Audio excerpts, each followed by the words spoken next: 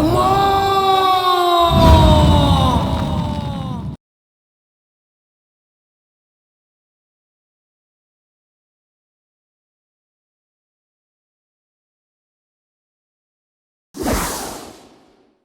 இனிமேல் கங்கம்மாவோட சாபத்திலிருந்து எந்த ஒரு உயிரும் பலியாகக்கூடாது. நான் இதை என் கடமையாவே நினைக்கிறேன். இதுக்காகவே நான் சாமி கும்பிட ஆரம்பிக்கிறேன். அப்பாடா, இப்போவாவது ஏன் வழிக்கு வந்தியே. அபிராமி இந்த வீட்டுக்கு மருமகளா வரணும். நீ சீக்கிரம் குடும்பஸ்தன் ஆகணும். அதுதான் என்னோட ஆசை. அதெல்லாம் ஆயிடுவாமா. இப்பவே பாதி குடும்பஸ்தன் ஆயிட்டான். என்னடா டேய் சும்மா இருடா.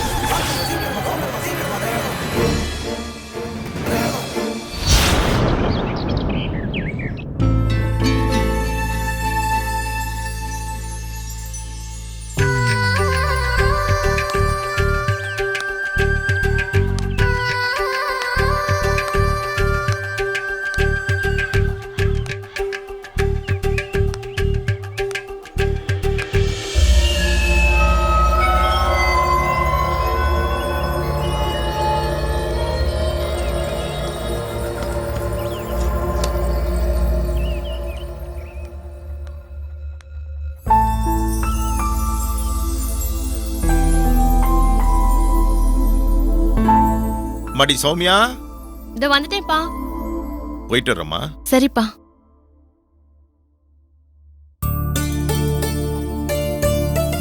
அப்பா. அபிராமி,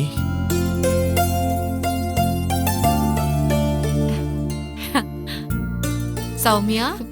அக்கா வாங்கக்கா. அபிராமி, அந்த வேலை வேண்டாம் விட்டுட்டு வந்துருமான்னு சொன்னேன். 2 நாள்ல விட்டுட்டு வந்துட்டியம்மா. நீங்க சொன்னதுக்கு அப்புறம் எனக்கு எதுவுமே முக்கியம் இல்லப்பா. என் வார்த்தைக்கு மறுவார்த்தை பேச மாட்டேன்னு எனக்கு நல்லா தெரியும்மா. நீ எவ்வளவோ ஆசைப்பட்டு அந்த வேலையில சேர்ந்த, எவ்வளவோ விருப்பத்தோட அந்த வேலையை பார்த்துக்கிட்டு இருந்த, எல்லாம் எனக்கு தெரியும்மா. தான் பொண்ணுங்களுக்கு நல்ல வாழ்க்கை அமையணும் தாமா எந்த பெத்தப்பனும் ஆசைப்படுவான். என்னம்மா பண்றது? நம்ம வீட்லயே ஒரு அசம்பாவிதம் நடந்ததுக்கு அப்புறம் மறுபடியும் இன்னொரு உயிர் போச்சுன்னா காலத்துக்கும் அந்த பாவத்தை நாம தாமா சுமக்க வேண்டியிருக்கும். அதனாலதாம்மா. அப்பா, வேலையை விட்டுட்டு வர சொல்லிட்டோமேன்னு உங்க மனசு கஷ்டப்பட கூடாதுப்பா. உங்களுக்கு முன்னாடி இந்த உலகத்துல எதுவும் முக்கியம் இல்லப்பா. நீங்களும் நம்மளால மத்தவங்களுக்கு எந்த பாதிப்பும் வந்துடக்கூடாதுன்னு தான் நினைக்கிறீங்க. நானும் அதேதான்ப்பா நினைக்கிறேன். அதனாலதான் சிவா விஷயத்துல கூட பிடிவாதமா இருந்தேன். அவங்க எனக்கு தெரியாமலே உங்களை பாக்குறதுக்கு வந்திருக்காங்க. அப்பா, நீங்க கண் கலங்கனா அதை என்னால சகிச்சுக்க முடியாது. பொம்பளை பிள்ளைங்க இந்த காலத்துல எவ்வளவோ சாதனைங்க பண்றாங்க. நல்லா படிச்சும் உங்களை இந்த கிராமத்திலேயே முடக்கிறேனேன்னு எனக்கு வருத்தமா இருக்கு. ஆனா எல்லாத்துக்கும் விடிவு காலம்னு ஒண்ணு இருக்குமா? லலிதாம்பிகையும் சப்த மாதாக்களும் கங்கம்மாவோட கோவத்தை தணிச்சு இந்த ஊருக்கு சுபிட்சத்தை தரணும். இது உங்க காலத்திலேயே நடக்கணும்னு நான் ஆசைப்படுறேம்மா. நீங்க 2 பேர் மட்டும் இல்லம்மா, நம்ம ஊர் பொண்ணுங்க முகத்துல நான் சந்தோஷத்தை பார்க்கணும்மா. தேனோ என்னுடைய பிரார்த்தனை எல்லாம் நம்ம ஊர் ஜனங்களை பத்தி தாமா. நல்லதே நடக்கட்டும். சரிம்மா, நீ பிரயாண களைப்புல வந்திருப்ப. சௌமியா, அப்பா, அக்கா உள்ள கூட்டு போய் அவளுக்கு வேண்டியதெல்லாம் செய்யுமா. சரிங்கப்பா. மடி, எனக்கு ஊருக்குள்ள ஒரு முக்கியமான வேலை இருக்குமா, அதை முடிச்சிட்டு உடனே வந்துடுறேன். சரிங்க. கூட்டு போமா. அக்கா, நீங்க இவ்ளோ சீக்கிரம் வருவீங்கன்னு நான் நினைக்கலக்கா. அப்பா சொல்லிட்ட பின்னாடி எப்படி வராம இருக்க முடியும்? சிவா பார்க்கறதுக்கு நல்ல மனுஷனா தான் தெரிஞ்சாரு. அவர்கிட்ட பேசினதுல தான் உன் மேல எவ்வளவு பிரியம் வச்சிருக்காருன்னு தெரிஞ்சது. உங்க ஆபீஸ்ல அவர் தானே பாஸ். ரெசிக்னேஷன் லெட்டரை ஏத்துக்க மாட்டாருன்னு நினைச்சேன். ஏத்துக்கலதான். வேலை வேண்டான்னு பிடிவாதமா கிளம்பி வந்துட்டேன். பயங்கிறது அப்பாவுக்கு மட்டுமா, எனக்குள்ளேயும் தான். ஒருத்தரோட உயிர் போயிடும்னு தெரிஞ்சும் அவரை நான் எப்படி ஏத்துக்க முடியும்? அவரு சொன்னாரு உங்களுக்குள்ளேயும் மனசுல 1000 இருக்கலாம். எல்லாத்தையும் வார்த்தைங்களை வெளிப்படுத்திட்டு இருக்க முடியாது. ஏன்னா எண்ணம் தான் வார்த்தையா மாறுது. வார்த்தை தான் செயலாகுது. விஷயம் மாதிரி செயல்தான் கண்ண உயிரை பறிச்சதுன்னா அப்போ நம்ம நினைப்பு கூட ஒருத்தரை பாதிச்சிட வாய்ப்பு இருக்கும் தானே. நான் எல்லாத்தையும் மறந்துடணும்னு நினைக்கிறேன். நீங்க மறந்துடுவீங்க, ஆனா சிவா உங்களை மறந்துடுவார்னு எனக்கு தோணல. உங்க விஷயத்திலயாவது நல்லது நடக்கணும். சப்த மாதாக்களை வேண்டி நான் விரதம் இருக்க போறேன். ஏங்கா சிரிக்கிறீங்க? கண்டிப்பா என்னோட பிரார்த்தனை பலிக்கும். அது மட்டும் இல்லக்கா, நீங்க சாதாரண பொண்ணு இல்ல. ஒரு நொடியில வேலையே வேண்டான்னு துணிச்சல விட்டுட்டு வந்துட்டீங்களே, வேற யாரால முடியும்? எனக்கு என்னமோ ஒரு உள்ளுணர்வு, நீங்க திரும்பி வந்ததுக்கும் ஒரு காரணம் இருக்கு. எதையும் மாத்தி காட்டுற சக்தி உங்களுக்குள்ளேயும் இருக்கு. வந்துட்டீங்கல்ல, இனி நம்ம ஊர்ல நல்ல காரியம் எல்லாம் நடக்கும் பாருங்க. சரிக்கா, நீங்க போய் குளிச்சுட்டு வாங்க. அதுக்குள்ள நான் சூடா டிஃபன் ரெடி பண்ணி வச்சிடுறேன்.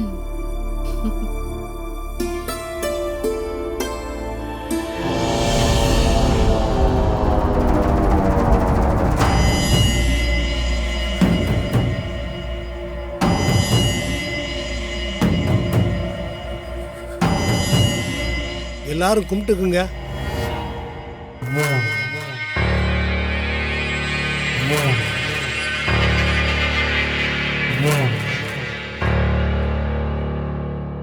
தீர்க்க ஆயுசா இருக்கணும். சகல ஐஸ்வர்யங்களோட 100 வயசுக்கு நல்லா இருக்கணும். சீக்கிரமே கல்யாண பாக்கியம் கூடி வரணும்.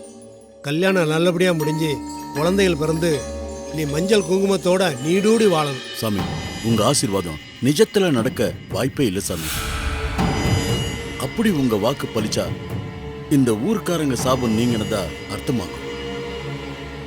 சாபம் நீங்கினா இந்த ஊரே சுபீட்சமாயிடும். அது மட்டும் நடந்தா உங்க பேர்ல 100 ஏக்கர் நஞ்ச நிலத்தை தானமா எழுதி வைக்கிற சாமி. ஆனா விதி அப்படி இல்லையே. வெளியூர் பொண்ணுங்க இந்த ஊருக்கு மருமகள்களா வராங்களே தவிர இந்த மண்ணுல பிறந்த பொண்ணுங்களுக்கு ஒரு நல்லது நடக்கிறது இல்லையே. அது நடந்தாலும் நிலைக்கிறது இல்லையே. விஷத்தை முறிக்கிற மாற்று மருந்து இருக்கிற மாதிரி இந்த உலகத்துல எந்த ஒரு பாவத்துக்கும் சாபத்துக்கும் கண்டிப்பா ஒரு பரிகாரம்னு ஒண்ணு இருக்கும். அதை செய்யறதுக்கு யாராவது முன் வந்தாதான் நம்ம ஊருக்கு சாப விமோச்சனை கிடைக்கும். அட 1 2 சாமி, எத்தனையோ செஞ்சு பார்த்துட்டோம், ஒன்னும் பலிக்கலையே. அப்படி முயற்சி செஞ்சதுல பல உயிர்களை தான் பலி கொடுத்திருக்கோம். சாப விமோச்சனம் கிடைக்கலையே. புத்துக்கு பால் வார்த்து நாகம்மாவுக்கு சாந்தி பூஜை பண்ணிட்டு தான் இருக்கும். ஆனாலும் ஏதாவது அசம்பாவிதம் நடந்துருமோன்னு பயந்து வாழ்ந்துகிட்டு தான் இருக்கும். நாம இது வரைக்கும் சரியான பரிகாரம் செய்யலன்னு அர்த்தம். நாகம்மாவுடைய சக்திக்கு மீறின ஒரு சக்தியால தான் அவளை கட்டுப்பாட்டுக்குள்ள கொண்டு வர முடியும். அப்படி ஒரு சக்தி இது வரைக்கும் நம்ம ஊருக்குள்ள வரல. அந்த மாதிரி ஒரு சக்தியை நம்ம ஊருக்குள்ள கொண்டு வர முடியுமா சுவாமி? முடியும். முடியுமா? அது என்ன சக்தி? கேரளாவில் மாந்திரிகர் ஒருத்தர் இருக்கார். இப்பதான் அவரை பத்தி கேள்விப்பட்டேன். கேரளாவில் நாகாராமுங்கிற ஒரு கிராமம் இருக்கு. அந்த கிராமத்துல கேசவ நம்பூதிரின்னு சக்தி வாய்ந்த ஒரு மாந்திரிகர் இருக்கார்.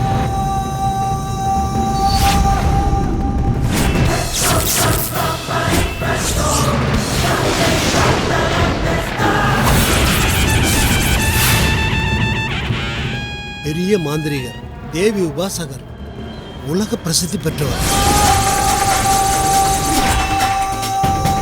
மந்திர தந்திர வித்தைகள் அறிந்தவர். மகாசக்தியான பிரபஞ்ச சக்தியை தன்னுள் அடக்கியவர்.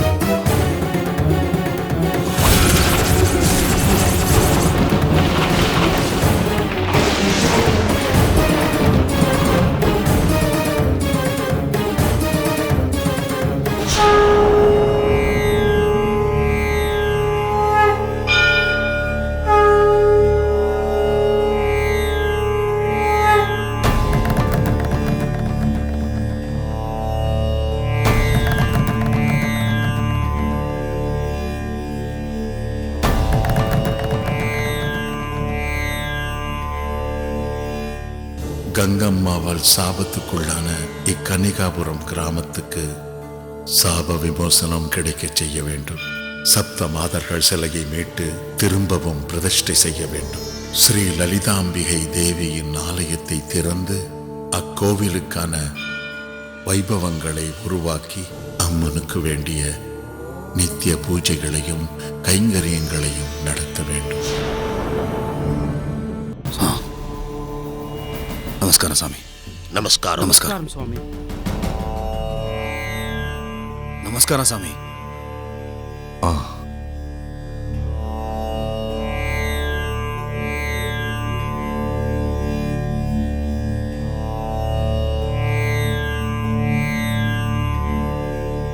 நலம் உண்டாகட்டும். உட்காருங்கள். நேர்ல வந்து சந்திக்கணும்னு சாமியோட உத்தரவு வந்துச்சு. அதனாலதான் சாமியை தரிசிக்கிற பாக்கியம் எனக்கு கிடைச்சது. இந்த ஊர் நன்மைக்காக உங்களால் ஒரு முக்கியமான காரியம் நடக்கணும். அது என்னுடைய பாக்கியம். சொல்லுங்க சாமி, நீங்க சொல்ற எந்த வேலையையும் நான் செய்ய தயாரா இருக்கேன். என் குருதேவர் ஒரு கடமையை என்னிடம் ஒப்படைத்திருக்கிறார். அதை செய்து முடிக்க வேண்டிய மார்க்கத்தையும் சொல்லிவிட்டு போயிருக்கிறார். நல்லது சாமி. குருவே, சுவடிகள் உள்ள பெட்டகத்தை எடுத்து வா. உத்தரவு குருவே.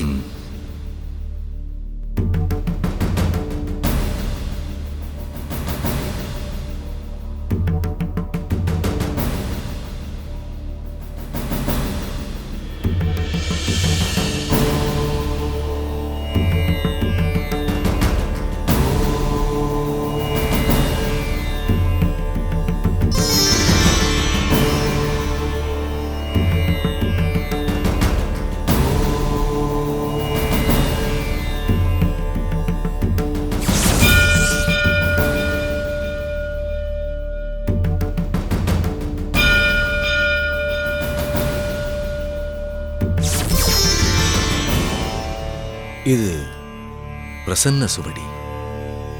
நான் மனசார வேண்டி சுவடியை திறந்து பார்க்கும் பொழுது இதில் நமக்கான பதில் பொறிக்கப்பட்டிருக்கும். சாமி, நீங்க என்ன வேண்டிக்கிட்டீங்கன்னோ அதுல என்ன பதில் வந்திருக்கணும் நான் தெரிஞ்சுக்கலாமா? சொல்கிறேன். சப்த மாதாக்களின் சிலைகள் இருக்கின்ற இடத்தை கண்டுபிடித்து அதை மீட்டு பிரதிஷ்டை செய்ய வேண்டும். லலிதாம்பிகை கோயிலை திறந்து பூஜை புனஸ்காரங்களை ஆரம்பிக்கணும். அதன் மூலமா நம் கிராமத்திற்கு சாப விமோச்சனம் கிடைக்க செய்யணுங்கிறது தான் என் குருதேவருடைய வாக்கு. அந்த வேலைகளை முன்னெடுத்து செய்ய வேண்டிய நேரம் வந்துவிட்டது. அதை உணர்ந்துதான் வேண்டுதல் வைத்து பிரசன்ன சுவடியை திறந்து பார்த்தேன். நமக்கான பதில் கிடைத்தது. என்ன பதில் சாமி? அப்போ என் குருதேவர் முன்னால் பிரசன்ன சுவடியை திறந்த பொழுது கிடைத்த அதே பதில்தான் இப்பொழுதும் கிடைத்தது. நல்லது சாமி.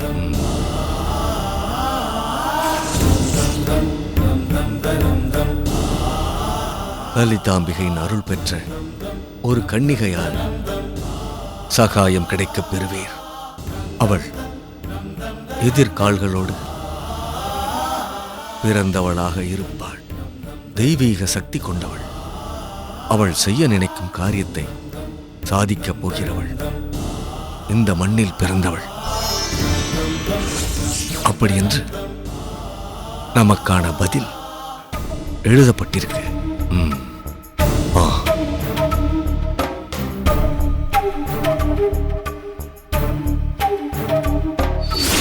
அவ்வளவு சக்தி படைத்தவர். அவர் முன்னாடி நாகம்மா எம்மாத்திரம். தன் பார்வையாலே அவளை அடக்கிடுவார். அப்படியா சுவாமிஜி?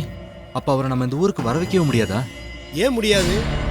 ஜமீன் ஐயா உத்தரவு கொடுத்தா உடனே வரவழைக்கலாம். அப்பா என்ன சொல்றது? நானே சொல்றேன், அவரை உடனே இங்க வர வைங்க. முதல்ல இந்த நரகத்துல இருந்து எங்க எல்லாருக்கும் விடுதலை வாங்கி கொடுங்க. கிருஷ்ணா, அவசரப்படாதே. இந்த ஊர்ல நாகமாக்கு தெரியாம நாம எதையும் மூடி மறைக்க முடியாது. பரிகாரம் பண்றேன்னு புது ஆபத்துகளை வர வச்சிடக்கூடாது. ஏதோ செய்ய போய் எந்த ஒரு உயிரையும் பலி கொடுத்துடவும் கூடாது. ஜமீனும் இந்த ஊரும் பட்ட பாடெல்லாம் போதும். ஆமா கிருஷ்ணா, கங்கம்மா உத்தரவு இல்லாம இந்த ஊரை விட்டு யாரும் போகவும் முடியாது, யாரும் உள்ள வரவும் முடியாது. நரசிம்மா,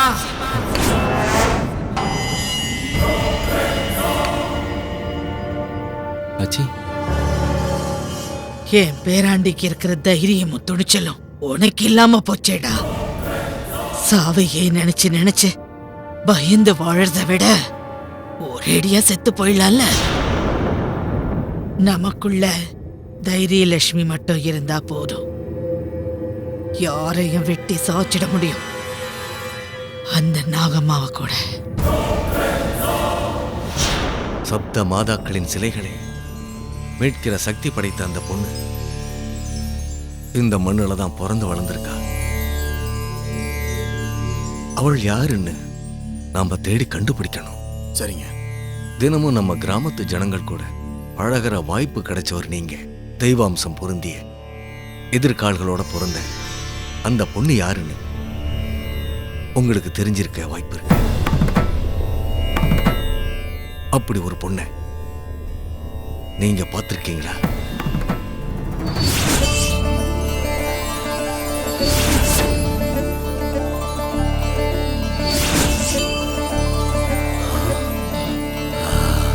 சாமி, நீங்க சொல்ற மாதிரி ஒரு பொண்ணு நம்ம ஊர்ல இருக்கா சாமி.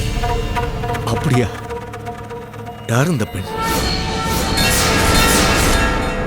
ஊர் பிரசிடண்ட் ராமநாத ஐயாவுடைய மூத்த பொண்ணு, பேரு அபிராமி. சாமி சொன்ன மாதிரி முதல்ல தலை வெளியே வராம கால் வெளியே வர எதிர்காலோட பிறந்த பொண்ணு அவதான். படிப்புல ரொம்ப கெட்டி. வெளியூர்ல வேலை பார்க்க கங்கம்மா அனுமதி கொடுத்த முதல் பொண்ணு.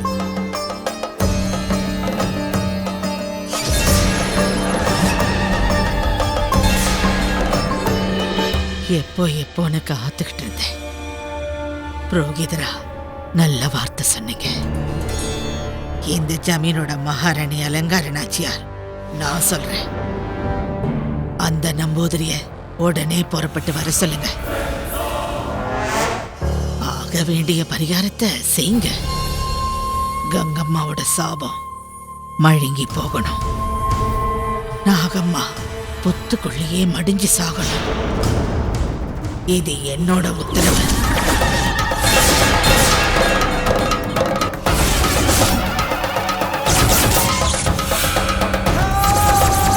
நாகம்மா,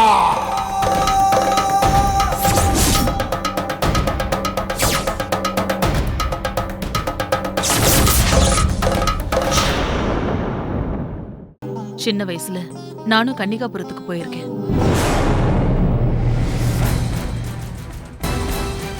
எனக்கு நல்ல ஞாபகம் இருக்கு.